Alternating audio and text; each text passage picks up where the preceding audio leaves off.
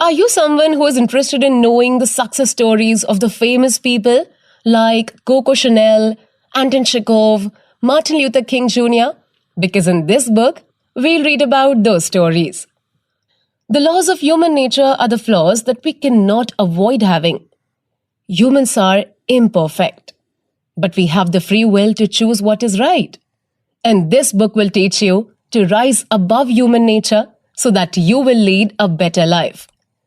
So, without any further ado, let's get started with the summary of The Laws of Human Nature by Robert Greene. Introduction. The laws of human nature are the weakness that humans cannot avoid having. We have the tendency to be short-minded, covetous, aimless, fickle, or self-defeating.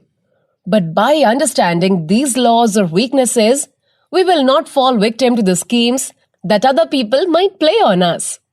We will not be taken advantage of. There are also times when our own weaknesses are pulling us down. In this book, you will learn stories of famous people who have risen above human nature and become successful in life. As humans, we are imperfect. We have many flaws. If we let our flaws govern our life, then we will become miserable. But if we recognize and defeat these weaknesses, then we will become better people. The law of covetousness. Gabrielle Chanel's mother died when she was 11 years old. Her father left her, and her two sisters were in a convent in France. He never came back. One day, Gabrielle found some romance novels in the convent. Someone must have smuggled them in. She became fascinated with these Cinderella-like stories. She read about girls who grew up in poverty but came to be wealthy and admired. When she was 18, she left the convent and studied as a seamstress in boarding school. Gabrielle explored around town and fell in love with the theatre. She was amazed with the colorful clothes and the actresses in makeup. Gabrielle decided then that she wanted to become a famous actress. She joined the theatre and used the stage name Coco Chanel. She learned how to sing, dance, and act.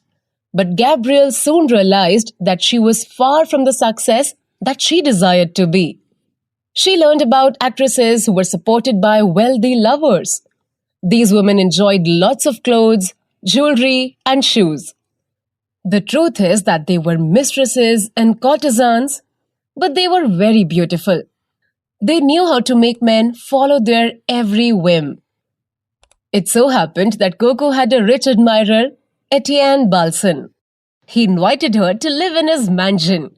There were other lady guests in the Balsans' house. Coco became insecure around them. They had curvy, sexy bodies, while she looked like a boy.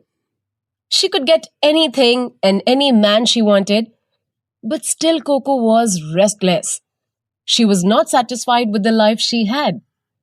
One day, Coco went to Mr. Balsan's bedroom and checked out his wardrobe. She tried on some of the clothes. She experimented with the buttoned shirts, coats, pants, and hats. She came up with the androgynous style. Coco stopped wearing corsets and gowns. She felt free and comfortable wearing men's clothes. The other mistresses were now envious of her. The androgynous style fitted her body so well. Even Mr. Balsan was greatly charmed by her new look. Coco Chanel now realized that this was what she was looking for. She wanted the freedom and power that men have. She wanted to achieve it even in the sense of fashion. The other mistresses came to her and tried on the hats that she had designed. Chanel put feathers and ribbons on them. They were stylish, yet easy to wear. The ladies walked around town wearing Chanel's hats. Soon, other women got curious as to where they had bought them. Mr. Balsan offered Chanel his apartment in Paris so that she could use it for her new business. Aside from hats, she began to sell clothes with the androgynous style. The clothes for women at the time were only corsets and gowns. But Chanel completely moved away from these. The ladies enjoyed her designs because they could move around more. The Chanel brand came to be known as stylish, confident, and daring. Coco even cut her hair short and encouraged her customers to do so too. The rich women went to their parties wearing Chanel and flaunting their new hairstyle. By 1920, Coco Chanel was already one of the best fashion designers in the world. She became an authority in fashion. But Coco did not stop there. She thought of creating her own brand of perfume. Again, no fashion house had ever done that before. The existing perfumes were only floral in scent. Chanel decided that her scent would be unlike any other. It would not be associated to any kind of flower, yet it would be fragrant nonetheless. She wanted men and women to be attracted to it. She chose a unique name for her perfume. All the scents out there were named after flowers. But Coco chose a mysterious name, which was Chanel No. 5. She also chose modern packaging and created the logo of two interlocking C's. To launch her perfume, what Chanel did was to spray it all over her shop. The fragrant scent filled the air. Anyone who passed by the store smelled it, and many bought a bottle. Chanel also gave samples to her richest customers. They really loved it, and soon every rich Parisian was using Chanel No. 5. People just couldn't get enough of it. Chanel No. 5 became the best-selling perfume in history. Humans are attracted to mystery and taboo. Coco Chanel was aware of this. That is why she remained secretive about her past. She told different stories to everyone. She also never shared her creative process, and she limited her public appearances. This created a mystery around her. Coco Chanel also made her brand a little rebellious. Women were expected to be demure and feminine during that time. But Chanel dared to be different. She encouraged women to rebel against social expectations, from the short hair to the swimsuits, the little black dress, and the androgynous style of clothing. The name Chanel No. 5 did not reveal what the scent was made of. But the truth is that it was just a combination of jasmine and other flowers. That is how Coco Chanel used the power of desire, mystery, and taboo in her business. Because of that, she became very successful. The law of self-sabotage. Anton Chekhov grew up in the town of Taganrog, Russia.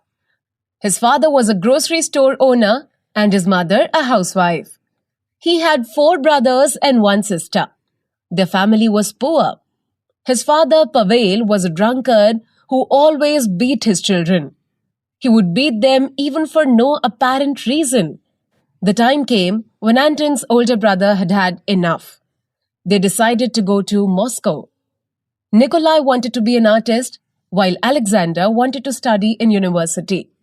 They both wanted to start a new life away from their abusive father. Pavel could not stop his sons. He was facing a big problem in the grocery store. His debts were piling up. He became bankrupt. Pavel was never a good business manager, and because of that, he failed. One night, he simply left home without saying a word. He escaped from his debts and followed his 2 sons. Eventually, the Chekhovs were kicked out of their own home. All of them moved to Moscow. Only Anton was left to finish his studies. Anton was only 16 then. He had no money and no family to rely on. He became independent. Anton was angry at his father. He became depressed, but he soon realized that he had to face his problems. He thought of earning money by offering his service as a family tutor. He decided that he wanted to be a doctor, and so he strived hard. Anton tutored as many students as possible. Then he studied intensely at the town library. He found sanctuary in books. He read many fiction stories which took him far away. Anton began writing his own original stories too. Anton became proud of being able to support himself. Taganrog was still the same, but he had changed.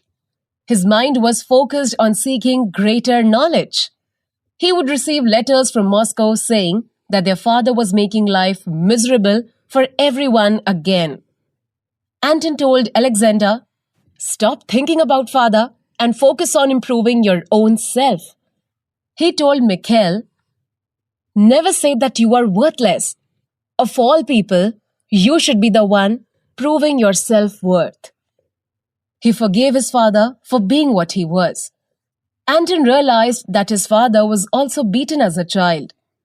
Pavel was bitter because he wanted to be an artist, but his father forced him to be a merchant.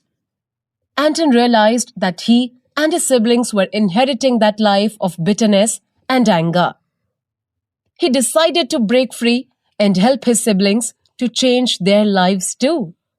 No more wasting time. No more self-pity. No more negative outlook. Work and love, work and love. That was Anton's new motto in life.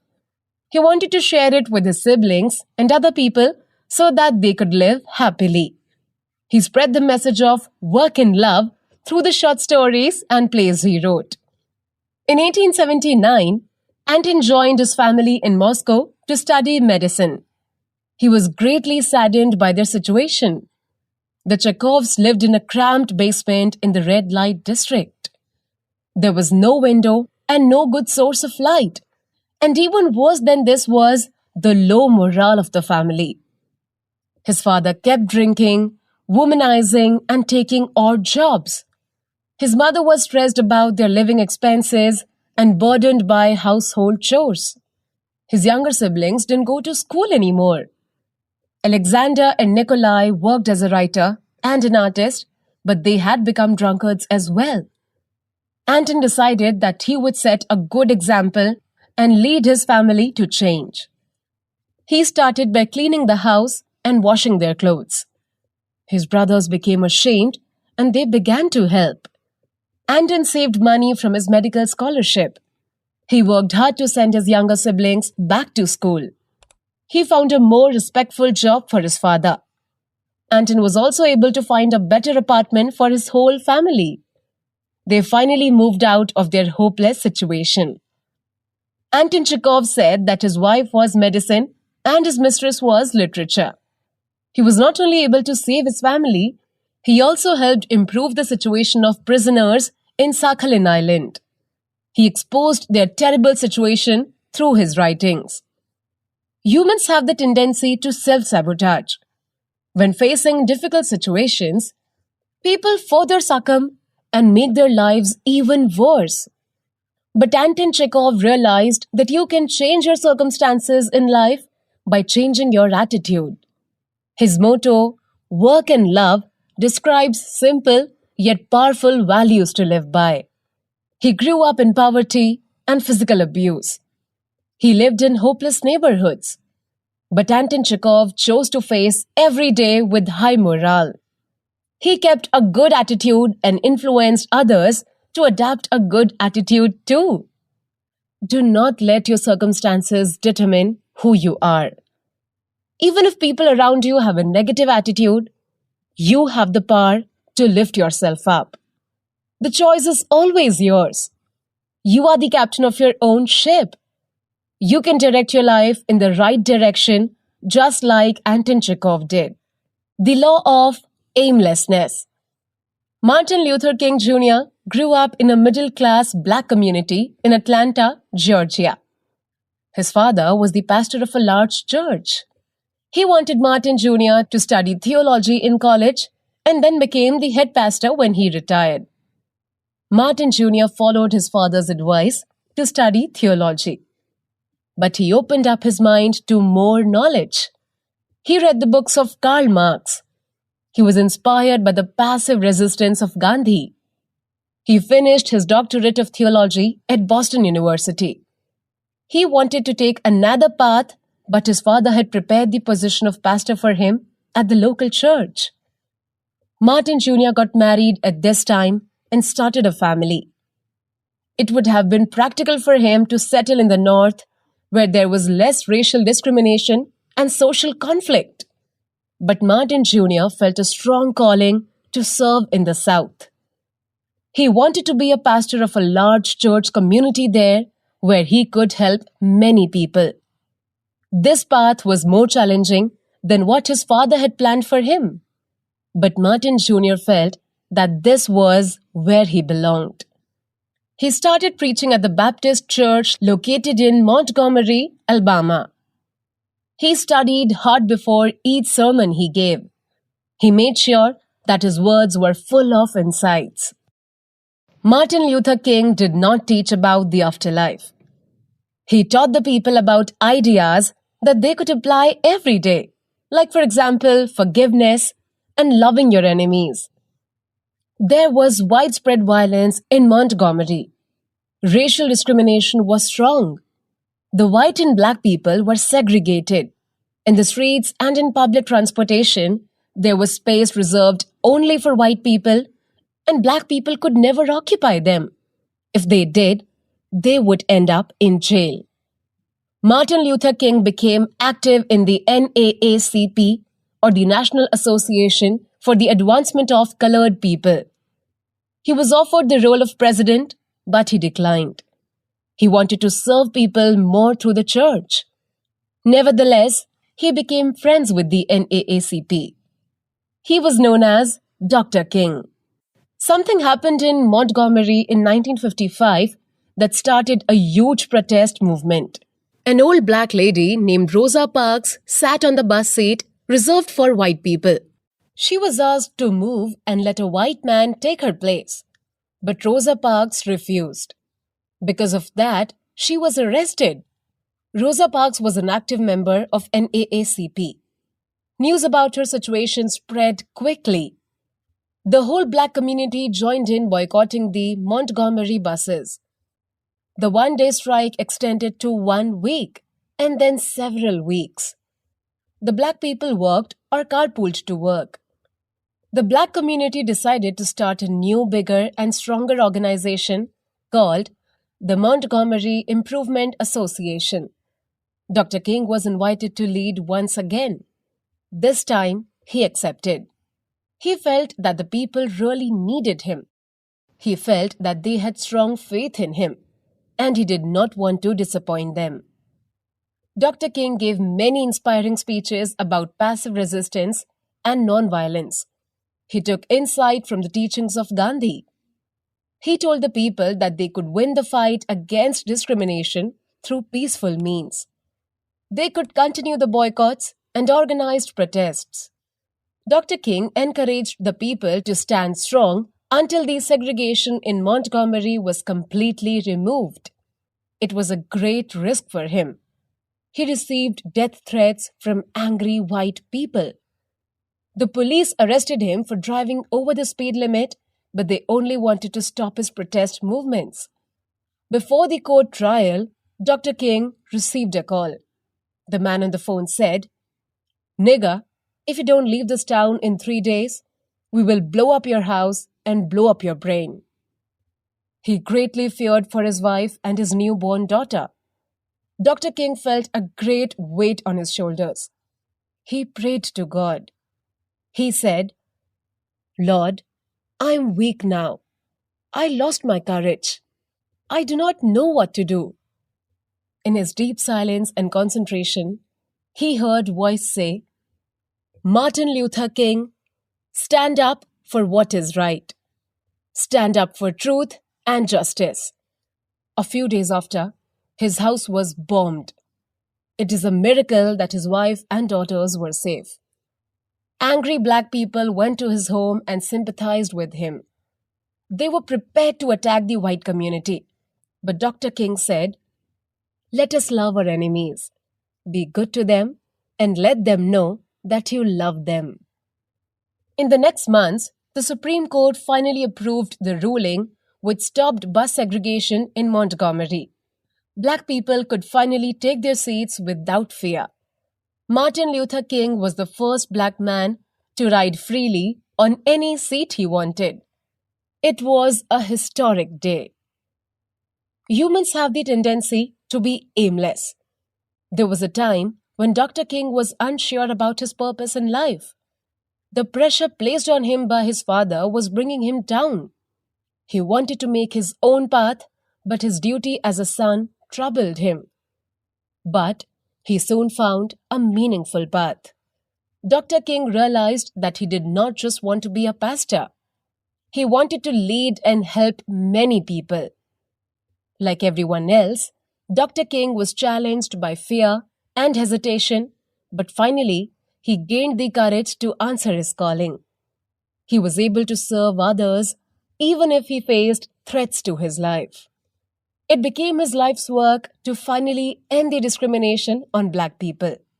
It became his passion. And because he had this higher purpose, Martin Luther King succeeded and brought about change. The law of fickleness. Queen Elizabeth I was 25 years old when she was crowned. This was in the year 1559. It is tradition that the new king or queen would have a procession all around London. England was in crisis during that time. The government owed so much debt. Many people became thieves and beggars. The worst challenge that Queen Elizabeth faced was the rift between Protestants and Catholics. Her father, Henry VIII, made Protestantism the official religion of the country. But after him came the leadership of his elder daughter, Queen Mary. She decreed for England to be exclusively Catholic again, and so a bloody civil war ensued, which is why she is known as Bloody Mary. The people were worried because Queen Elizabeth was inexperienced in leadership. They had no idea of the changes that she would bring. Her real name was Elizabeth Tudor. She was the daughter of Henry VIII and Anne Boleyn, his second wife, who he beheaded. Elizabeth was left alone from age 3. The people of England did not know what her personality was or what to expect from her. It was a grand procession. The streets were beautifully decorated. There were jesters and musicians to entertain the crowd. Queen Elizabeth I was wearing an elegant golden robe studded with precious gems. The people were surprised that she mingled among them. She spoke in a simple way and showed sincere affection. There was an old lady who gave her a twig of rosemary. Queen Elizabeth held it during the entire procession. She smiled at the people. She looked them in the eye. She listened to their woes. She easily won the heart of the crowd. Other royals kept their distance from everyone, but not Queen Elizabeth.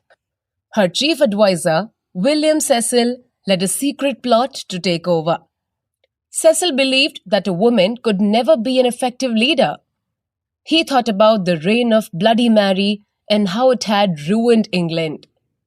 Cecil and the other advisors planned to influence all of Queen Elizabeth's decisions. That is, until they could find a husband for her. And this new king would be the true authority. Henry VIII let his advisors run the whole country while he went hunting wild animals and chasing beautiful women. But Queen Elizabeth was different. She was really involved with all the affairs of England. She worked daily until past midnight. Cecil never expected this of her. Queen Elizabeth had an interesting strategy in handling foreign affairs. When Spain initiated war in Europe, the Queen showed an intention of marrying the leader of France. Spain feared the English-French alliance and backed off. If it was France and Spain who were causing trouble, she would favor the Archduke of Austria, suggesting an English-Austrian alliance. When the Queen got what she wanted, her intentions would grow cold. There were also times when the Parliament intimidated her by threatening to end funding for the monarchy if she didn't get married soon. Queen Elizabeth would then show interest in one king, prince, or archduke.